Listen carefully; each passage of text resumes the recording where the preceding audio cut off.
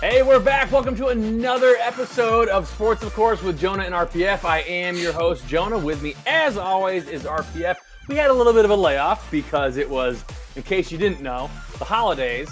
And I don't know about yourself, RPF, but I have a 10-year-old, and the holidays get a little bit hectic around here.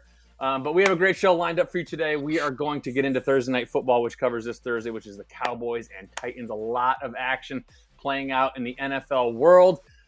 But before we jump into all that, RPF, my friend, it has actually been a while since we've talked. So what's up? What do you got going on? How are your holidays? What are you looking forward to? Well, thank you, man. I haven't. Happy holidays, first of all. I haven't. I don't have a 10-year-old, but I have 2 cats. And if you have any idea, the holidays with cats and the Christmas tree is a whole different ordeal. Yeah. Yeah, it's like I had somehow. I think I made a deal with the devil without even realizing it. I had literally the perfect Christmas. Everything was perfect. People left me alone for the most part. I got great presents. I was able to binge watch all the sports I wanted to, and all of a sudden, the flip side of that was, of course, the results of those sports, of those games and matches. Wow, it is like at one point, I started laughing because it was so ridiculous. Everywhere I turned, it was just like frying pan fire horror. But anyway, we'll get to all of that. But but otherwise, I mean, I'm looking forward to 2023 because can it get worse? You know, sports wise, I mean. Yeah.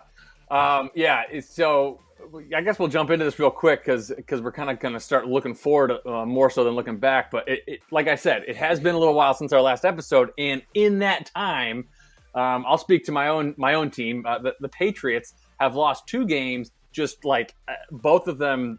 The first one, speechless, absolutely speechless. For those of you who don't know, it was the game against the Raiders. It was a tie game, and we had the ball at the end of the game, and you run out of bounds, whatever, run the clock out, go to overtime, take your chances, blah blah blah. We, for some reason, I have no idea why we do a run play on the final play of the game, and we actually pick up like a ton of yardage on it. And it's almost like it started like the Miami Miracle in reverse for you guys. Right. Yeah. But we get way down the field, and I'm going, just run out of bounds and go to overtime. You know, because I was like, oh, what a run play. And like if something happens, great, but let's just run out of bounds and go to overtime. All of a sudden, he throws this lateral to Jacoby Myers, and Jacoby Myers, like as soon as he caught it, it was like a deer in headlights, and I went, oh no. No, oh no, no, please. And he just launches this lateral, like, you know, a lateral. It was a bomb. It was like a Hail Mary going the other way, back across the field. I'm assuming intended for the quarterback, like you're trusting he's going to catch us, but not even that. Like Chandler Jones just catches it and then like literally puts his hand on Mac Jones's head and just goes. That was my favorite part. Mac Jones was like a Lego or something. Excuse me, and just runs in the end zone. I was at a bar watching, and we had a little. I literally wanted to know your reaction to this. What happened when you were watching this? So I was at a bar. We were watching because we had to go to the game was on local. So we went to a bar, and we had like a little. It was fun. We had a little Patriots. Which one? Your usual spot? Or Yeah. Bailey's down in downtown Saratoga. Yeah. And we had a little Patriots contingency that was there watching the game. So it was kind of fun. The whole, we were getting into it, and the whole group of Patriots fans, we were like. As soon as we saw Jacoby Myers, do this and start throwing it, we all just it was like, and then wow. I literally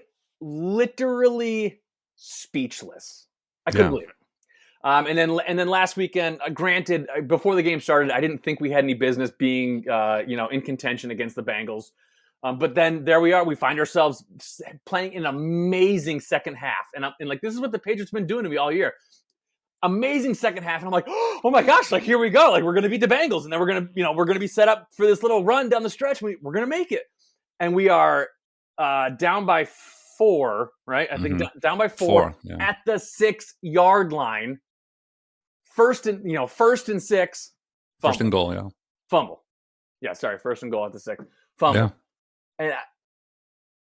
And I actually felt bad for you, even though technically it helps Miami that you Big guys did time. that. But yeah, but I'm hoping to eliminate the Jets and both of us get in, but that was the goal for anyway. But I really actually felt for, I mean, as bad as I felt for anybody, and I'm thinking, why am I feeling for the Patriots? But I just felt like, oh my God, how much more pain can the Patriots fan base? And then the Dolphin fan base said, hold my beer, and that's what happened to us. Yeah, but the funny part is like I'm sitting there and I'm like I get all caught up and like, oh my gosh, we might have a chance to make the playoffs, and I'm like, for what? To go play the Chiefs? This will be great. Yeah. I was hoping you guys would win to the Chiefs, so at least we had the Bengals or the Jags at this point. So that was Yeah. crazy. Excuse me, I'm still getting over a little thing for the holidays. No worries. But that was brutal, as brutal gets. And I'll quickly, I don't even need to recap since the whole country saw what we've gone through. Merry Christmas, Miami Dolphins. It was this game I had circled in my, as you know, from the beginning of the year, thinking, finally we got the revenge on Aaron Rodgers and the anti-vaxxer manifesto writing schmuck that he is can get his his what's coming to him. Well, And hey, careful now, because you sent me the clip of him saying that he wants I'm to be a just saying, Dolphin. I'm building to this. Okay. So then, of course, karma being what karma is, because this can't be happy all year because God knows, it's my life. So all of a sudden, Tua, our quarterback, has the first half for the ages. Basically, a perfect rating, if you will. And then the Waddle touchdown across the field, the vintage Tua stuff.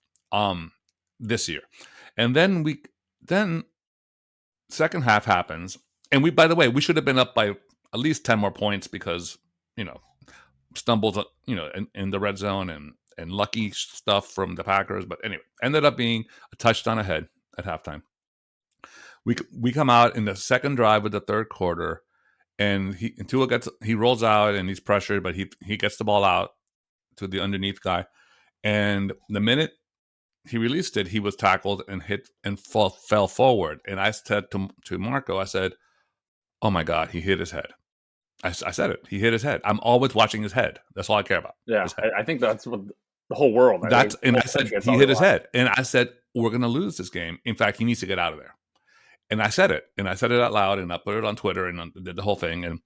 And no one, and people on Twitter saying, oh, shut up. He's fine. He's not that fragile. Have some faith. And I'm like, have some faith, onto it. So then, sure enough, right.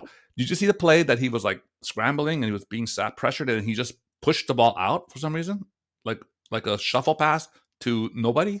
That's not Tua. Anyway, the point is that I knew it then and I know it now. Protocol for sure, and so I'm concerned about his health mainly. But once again, these Dolphins have won 3 in a row, lost 3 in a row, won 5 in a row, lost 4 in a row now. I mean, get off this friggin' roller coaster. Yeah. So I'm hoping for a nice stretch of 5 in a row here, so we can at least 5 or 6 in a row. So anyway, so that's where we are. So it's been, I mean, we're 8-7, which is exactly that I could not build. I mean, I started this journey, kind of big push with the big games coming up at 8-3, basically co-tied for the AFC, not even the East, AFC lead.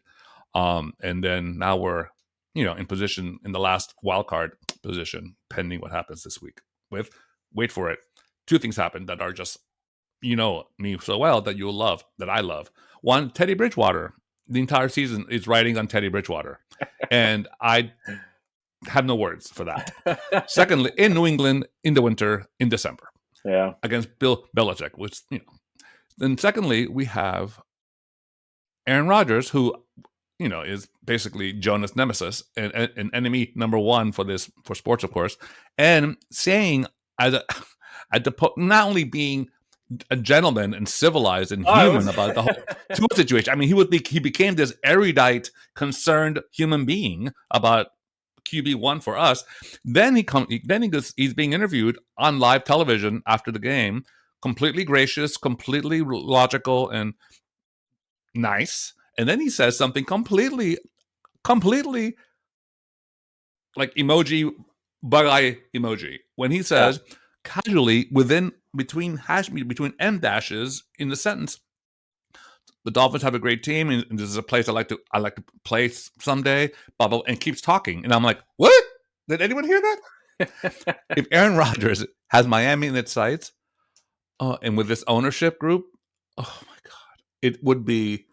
I mean, between Deshaun Watson and Aaron Rodgers and Tom Brady, the three quarterbacks that were like horrifyingly interested in coming to Miami.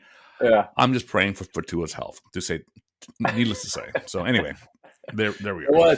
It was such. You sent me the clip, and it was just so bizarre. It was just like because there was. I sent it to you because last time I said something like that, you completely said I was BSing. I was like, because what caught me was like there was no tact to it. He was just like da da da da, yeah, and I'd love to play here. But I'm like, can he do that? Like is this like isn't there some sort of like tampering or like play like the bongos in a bar?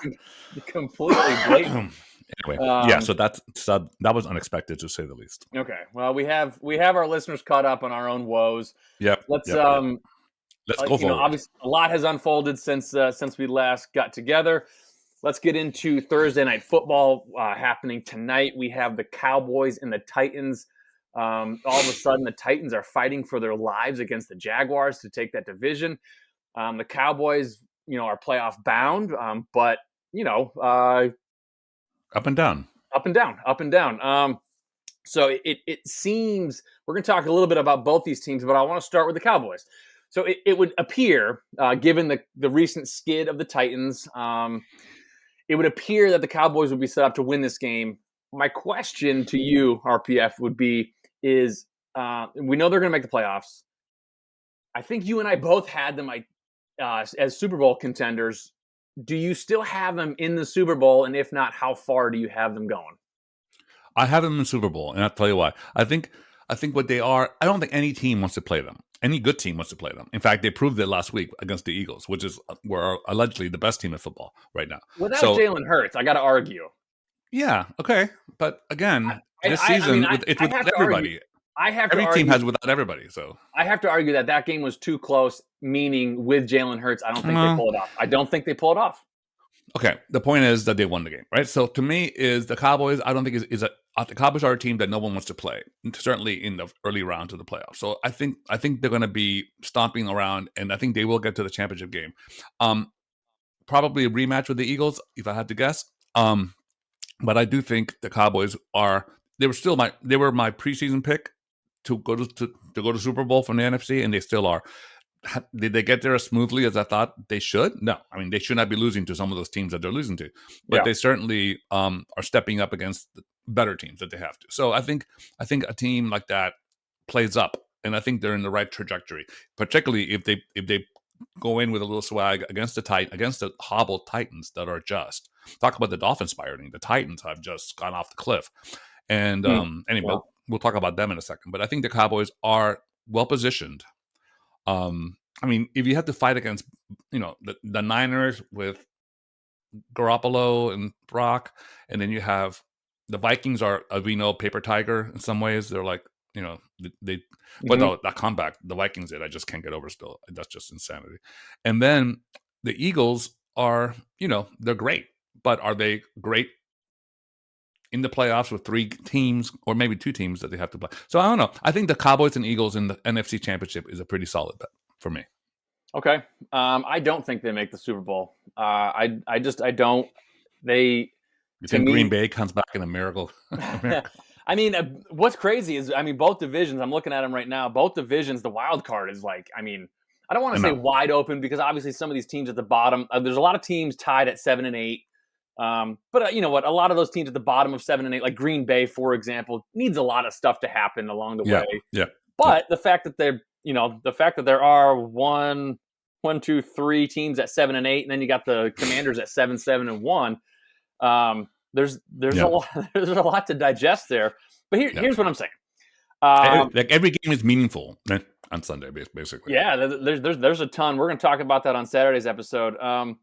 But here's what I got. I have them. Obviously, they're in the playoffs. I have them winning the first round because they're either going to play essentially either Tampa or if Carolina, if the Panthers can pull off this upset and come back and take that division, They're going to play one of those two teams, and I think they can handle that. I do. Unfortunately, Tom Brady fan. I have zero faith in him this year. Yeah. So then we go on to the next round, and this is where it gets interesting because, like you said, the Vikings are interesting. Like it's going to be the Cowboys at the Vikings in the divisional round, I think. Yeah, I mean, I don't know. I wouldn't be shocked if the Vikings are out in the first round, which then opens up a lot of stuff. But so I think like lose to the Giants or something, or the Lions or something. Yeah, like Lions, the Seahawks or something. Lions get in there; they play them well every time. They're real street. Like, listen, they've had so many games this year where they had the biggest comeback of all in NFL history. Like, how many times can they keep pulling this off? At Buffalo. Yeah, how many times can they keep pulling this off? Well, they did. They're 11-0, break the record in the NFL history. 11-0 by winning one-score games this season. Yeah, they have 11 wins, right? And what I'm 12. Well, 11. Only one win was bigger than one score at the end of the game, and that's what scares me. I mean, that scares me for them. I don't care about the Vikings. I think I want them to lose the first round. That's what scares me for them. Okay. Well, that's polite for you. With our 3 fans from Minneapolis, I think I guess what I'm getting at is I think depending on who they see in that second round, in my opinion, I'd be more. Yeah. It'd be easier to say that they're going to get the NFC Championship. I don't have them beating the San Francisco 49ers. I don't. No, me neither. I don't have Minnesota beating anybody. I don't have them beating any of the teams. I'm talking about the Cowboys. Oh, the Cowboys. Oh, I do. I definitely see them beating. I think it's going to be a great game. I think that's going to be epic if that's the divisional round. I like the whole history of those 2 franchises and the different styles that they play, and it's going to be fun to watch. That will be like a marquee 4 p.m. game for sure. So I guess if I have my calculations correct, I have them winning the first round, and then if Minnesota gets upset in that first round, they play the Eagles, right? Which is very feasible. No, the Cowboys would go to San Francisco. No, I'm saying the Eagles play the wild card winner from Minnesota game. Yes, right, correct. Right. So it would be Cowboys at San Francisco, right? At San Francisco, and I don't think they pull that off. Well, it's gonna be a great game. But if they, I love that. But if they have to go to Minnesota, I think it's I put it this way: I don't have them in the Super Bowl. I might have them in the NFC Championship. The only other matchup that would be interesting for me would be the Eagles and Niners in the championship game. That would be the only other acceptable game for me to be interested in. If it's the Vikings and the Eagles, just put me in a coma now. Okay, I'm sorry. I just have zero interest in this game. All right, let's talk about the Titans for a little bit. Titans are, man, from riches to rags in one season. I mean, Ryan Tannehill, as you know, former Dolphin standout quarterback, he's been the man there for 4 or 5 years now. He's had the incredible luxury of having Derrick Henry, who still remains the most imposing running back in football, as his go-to kind of. He doesn't have to throw the ball 40 times a game to win. Tannehill not only had an off season towards the end of last year, but he also had an off season this year, and then he got hurt to the point where now he could be on the trading block or on the release. He's being released, and that's just a change of fortunes that's been so quick. And the Titans, by the way, even this year, halfway through the season, they were like leading the AFC or just there. I remember that about the collapse of the Dolphins. The collapse of the Titans has been, in some ways, much more. They went into Arrowhead at like 5-2 and gave them a run for their money. They were just one drive away from winning, right? So, so I think the Titans, if it's any glimmer of redemption or fight in them, this is the game. They have to stand up because, again, like you said, the Cowboys are up and down. They're just coming off the high of beating the Eagles, regardless of Jalen Hurts or not, but that's still, the big rival. And then all of a sudden, they're coming into a short week against the Titans, and the Titans are expected to lay down, right? Because, they're coming in hobbled and on a huge losing trajectory. Yeah. And, what's not spoken in all of this is how in the heck did the Jaguars become something, and when in fact the season started, or again, halfway through the season, was another whatever 2-5 record and whatever. The Jaguars are like kind of the Texans and the Jaguars are the eye roll, and the Panthers the eye roll of this year. And the Jaguars are like not quite yet. And Trevor Lawrence, to his credit, his blow dried Breck girl has come through. At least consistency, and hasn't lost games that they should have that they're in. They actually beat the Ravens at the last play of the game. So their Jaguars are actually favored to win the division, particularly if the Cowboys win this game. And then all of a sudden the Jaguars become the most coveted spot for any playoff team to go to Jacksonville as a division winner. Yeah. So I'm praying against praying that the Dolphins can win out and bump up to play the Jaguars at Jacksonville, which is the weather we like, which is just, I'll take Trevor Lawrence against Tua 100 out of 100 times. So, even in college, by the way. Yeah. Anyway, so that's the update there. So, but props to him and to his team that are still in it. In fact, not in it; they're leading right now. Yeah, I mean, so I'm looking at a headline right now. I mean, who they play, by the way, the Titans, who the Jaguars are playing. I'll tell you in a second. The Titans, like you said, need to win this game, and they're missing 4 players on defense, and Derrick Henry is doubtful. Like, I mean, and Tannehill's gone. So Tannehill's gone. It's a bit like the Colts, And I think Jacksonville, I want to say, had a pretty easy game. I remember that too. I think they had an easy schedule. I think I thought they had an easy schedule too. Where are you? They're playing the Texans. Yeah, well, you and I can come up with a couple of our friends and give them. If I'm not mistaken, although the Texans won finally last week.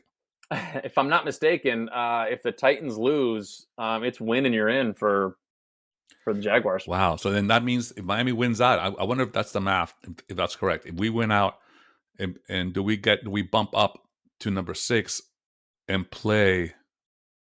Does number 6 or number 5 play Jacksonville? Number 5, right? So you would need help if you went out. You still need like the Ravens Chargers to lose or something. You need the Chargers to lose. Okay. Well, look, I'd rather go to Cincinnati than Kansas City, even though it's going to be really hard to win there, especially when they have this momentum. And although they looked beatable last week, you guys once again were right there. We were right there. We were right there. Oh, but we're not going back, Richard. We're going forward. We're going forward. Going forward. All right. All right. Let's do a score. Okay. I say Cowboys 31-17 over Tennessee. Yeah, I mean that's about where I'm at. I got them. 17 might even be generous. I think. I don't know. Yeah, I'm being generous because Cowboys, they'll have a full-blown play. Well, here's the thing that we're not discussing is that because we're sitting here, the whole country's sitting here like going, oh, the Cowboys should win this game. It's probably going to be like 21-20. And they'll lose on a 2-point play or something. This is what gets me about the Cowboys and why I just can't put them. It's the eye test. I just can't put them above the 49ers and the Eagles. I know. I'm not saying. On paper, I'm saying it's a streaky season. On paper, they look dynamite. They have the receivers.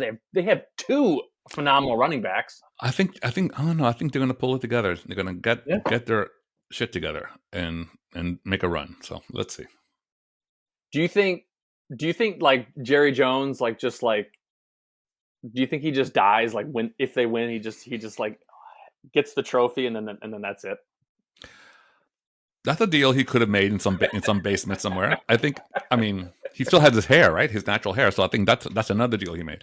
I don't know. I think that's what I was thinking back that I made the Dolphins. I know you laugh. You're still laughing so hard, but I had the Dolphins and Cowboys in the playoff in Super Bowl. No, I remember. And I'm thinking, and I'm thinking now. Let's go with the toughest route. Let's say the Dolphins get in the last seed, and we have to go to Kansas City. Let's pretend for a second we beat Kansas City. Then we have to go to Buffalo because we're the lowest seed team and goes to the top seed. So we go to Buffalo in the winter again. Though somehow, of course, logically, we win that game handily. So then we go from Buffalo, we're still the 7th seed. Whomever's left standing is probably going to be something like what? Baltimore or the Chargers, right? So we're going to have to go play them for the championship game since we knocked out. Oh, or the Bengals. No, let's say the Bengals. So we go to Cincinnati. So imagine this, having to go in on the road at Kansas City, at Buffalo, and at Cincinnati.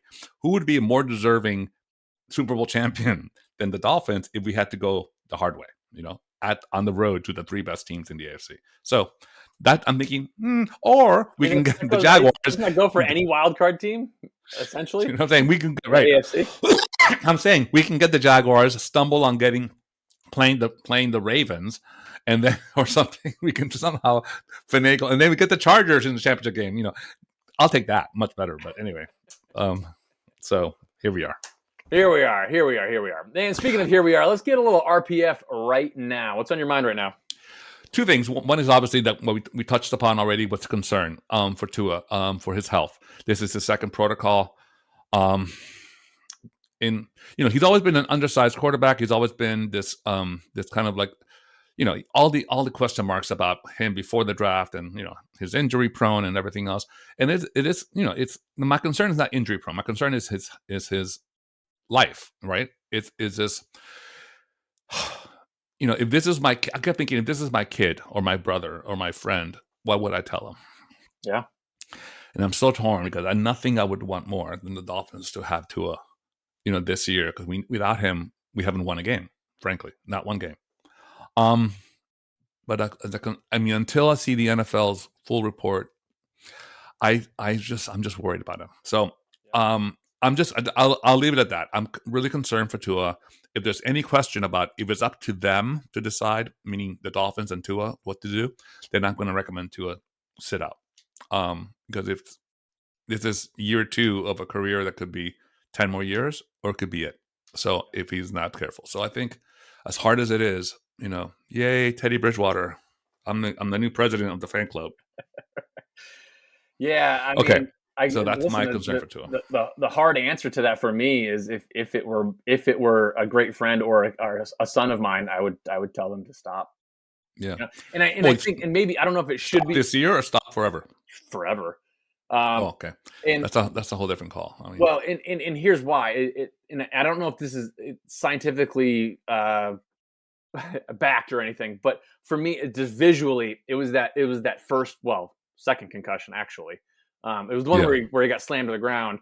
Just seeing that, right, and now like the severity that I can only imagine that must have been. I mean, I've had a concussion. Well, funny because even the NFL was talking about the helmet, how they refitted all these helmets for the quarterbacks in particular, that they just fixed the frontal lobe and they did the sides, but they didn't do anything to the back. Yeah, and that's where he's hitting his head. Yeah, I mean, doesn't a lineman hit you, propelling you backwards? Why wouldn't they have that? I mean, so I was very concerned. First of all, why not fix the entire helmet, not just parts of it? I was very. But as far as I understand, the severity of the concussion plays a huge role into its long-term effects, and just the eye test on that second concussion. First one never got flagged, really. The second one, now going forward, every little ding, like you said, every time he plays, you're watching his head. And so going forward, the thing is, but even for a quarterback that was so accurate, he had 2 interceptions before this. All of a sudden, those passes were just, I mean, they were like Zach Wilson-like. They were just not something he does. Understood. Period. Full stop. And what I'm saying, he didn't know where he was. He was completely concussed. If that major one wasn't quite, if it was just kind of like a hard hit, and you just kind of get up and you shake your head, like to me that's different. And I don't know if that's scientifically backed. I'm gonna wait for the report. I think his parents are very hands on, so they're going to be. His wife's very hands, and she was on Twitter saying, "I'm not going to let anything happen to my husband." And so anyway, he has people that are guarding him too. So he's not just put me in, coach guy. He's going to be, his father. If you ever seen him on TV, he's not a subtle guy. So I think everyone's watching out for him. So all right, I hope him well. So the other part of on a positive note, as I've been mentioning, Tulane, Green Wave, baby. This is the week, January 2nd, in the Cotton Bowl against the mighty USC Trojans. Trojans, by the way, were just 1 win away from being in the conversation for the playoffs. They were. They're the 10th seed. They're probably the 10th ranked Trojans. So this is going to be the most difficult game on paper for Tulane, and to show what Tulane's made of. If we pull off this incredible upset, I mean, what? we're like top 13, come top on. 14. Do you think you really can? Do you really think you can? Whatever. Enjoy this. I mean, I'm not going to let this ruin. You're not going to ruin this for me for 1 minute. It's going to be It's going to be the best game we've ever done. We're going to win this like going away. It's going to be fantastic. It's going to be 5 touchdown passes from our quarterback. It's going to be incredible game. And Tulane, people don't know about the green wave, baby. Gumby be damned. Here we go. No, listen, right. You're in great territory. You're in the win-win. This is, as me as a Patriots fan, this is where I live right now. Is every game that happens, I'm like, we're not going to win. So you just go in, you're like, yeah, you just root for everything, and then all of a sudden at the end, you're like, we're pretty close. And the best part is that USC is so let down from their like complete collapse in this last game, and they're looking at us like Tulane. Really, they were like 2-10 last year. Probably the biggest difference is you probably have a better quarterback than we do. We do have a better quarterback. We do have a better running back. Yeah, we do. Our offense is next to like unreal. So anyway, look. If we lose 64-10, would I be shocked? No. If we win 31-30, yeah, kind of. I'd be really shocked. I'd be really happy. Awesome. So at least something to look forward to. January 2nd, ESPN, 1 p.m. Eastern. Check it out. Tulane Green Wave, baby. So that's my right now. All right, let's end this off. Let's end this episode off with a little what I wish had happened. Do you want me to go first, or you go? Sure, go ahead. I'm pretty sure if you listen to the intro, I'm pretty sure both of anyone who half knows us, even quarter knows us, or knows anything, who's ever seen a social media post from me? Yes. Man, RPF, by the way, in case you're wondering. I really wish Ramondre Stevens had just run out of bounds. Man. And then I really wish Ramondre Stevens had just held on to the ball. And I'm going to leave it right there. And then, did you think his ghostwriter, his biographer, already wrote the first sentence of his memoir? Yes, I'm the guy who threw inexplicably. Did he explain this to anybody? I don't know. I don't know if he did or not. I was not. You boycotted him forever. Following the storyline of any. Okay, so where does he rank in the pantheon of horror of New England sports? Like Bucky fucking Dent and Bill Buckner. No, for the Red Sox lore. You can't rank him that high, and you can't even, for letting the Dolphins miracle. You can't even rank him remotely that high because it's just a regular season game. Like, listen, like I've told you before, like I don't think we really had much of a business being in those positions in the Raiders maybe, but certainly against the Bengals. So it's not really. If we were a team that I watch every weekend and I'm like, wow, we're good, we're just not winning. But it's not. I watch and I'm like, wow, we're bad, but sometimes we manage to win. so like whatever. But in the moment, it's just hard. Oh, in the moment, it's like gut wrenching and speechless. Yeah, anyway. Yeah. I'm done. We're going forward. We're on. Okay. We're on to. I wish I could say Cincinnati, but that was left. So what I wish happened, obviously, was the was Tua's health again. But I think. Again, I mentioned this before in a couple podcasts, that just the complete abandonment from so much of the fan base for the Dolphins onto, particularly about Tua. And I don't know how much of that is kind of an uneven, unknown bias against him. I mean, for lots of reasons. His laid back attitude, he's not like a grab you by the collar type of guy, leader. He's shorter, undersized. He's not a classic pocket quarterback, left-handed, from Hawaii. I'm going to leave the race issue aside, but I'm just saying I think there's a lack of respect for him, and which was last season was even permeating in the front office and in the coaching. This year is different. It's all propping him up, right, and giving him weapons and giving him encouragement and having the perfect head coach for him and all those things. So I'm just hopeful again that things turn out for him personally and for us, So that's what I'm hoping for. So. And so, what do you wish had happened? I wish had happened was Aaron Rodgers. The real Aaron Rodgers showed up, and not this like imposter Mr. Nice Guy. There we go. I wish had happened. Yeah, I wish what happened was that back a couple of weeks ago when Gesicki dropped that fourth down catch. I mean, a lot of things I wish had happened. Just things that did happen. And by the way, I wish it happened that the refs weren't so in the pocket of everyone else who plays Miami. I don't know if you've seen that. I mean, every face mask call, every interference call, every holding call. I mean, give me a break. I'm not having this. This is across the NFL. This is not Miami. This is. I'm just saying the officiating's awful. I'm just saying. I'm seeing the general incompetence of the refereeing or the inconsistencies of Miami. I mean, you said against just Miami. give me this. Jalen Phillips, Miami. 2 weeks has had roughing the passer penalties against us in critical times when he literally touched the quarterback like this, and they called it because even the refs that were on TV analyzing thing, that's just a blown call. That's not even so it happens, but it never happens against us. It never happens for Miami. That's my point. That's probably your viewing bias, to be honest. But. Well, yes, of course, but I'm actually watching every play, so I'm the first one that says, okay, that we got one for free finally. Has not happened once this whole entire season. So I'm just saying.